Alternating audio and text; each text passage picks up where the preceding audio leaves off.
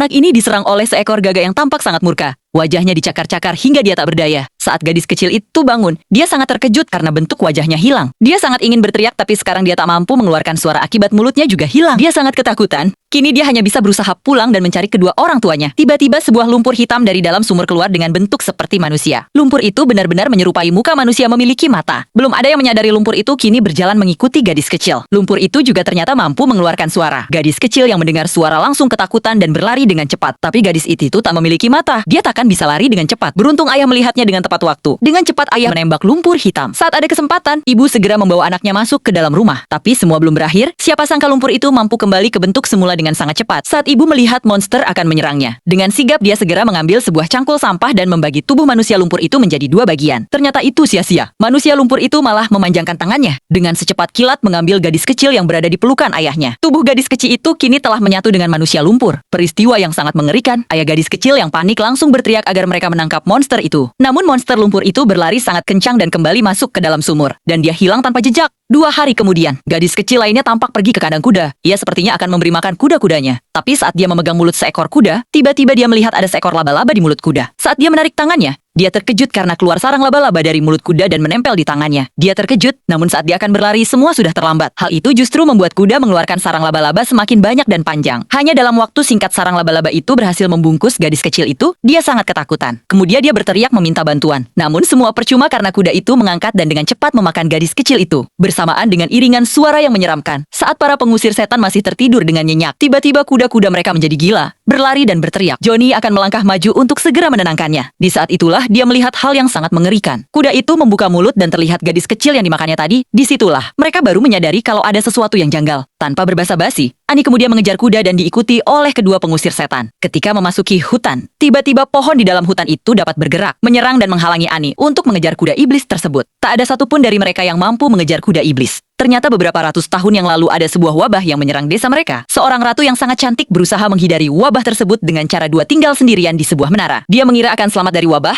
namun yang terjadi sungguh di luar dugaan. Wabah itu ternyata menyebar melalui udara. Tempat yang tinggi justru menyerap semakin banyak virus yang menyebabkan wabah tersebut, yang pada akhirnya ratu meninggal di menara ini. Tersebar kepercayaan bahwa setiap malam purnama, arwah ratu meminum darah 12 anak gadis dan sudah tak terhitung lagi banyaknya. Mereka percaya hal itu dapat membuat ratu hidup kembali. Ani berpikir mungkin hilangnya gadis-gadis di desa mereka ada hubungannya dengan arwah sang ratu.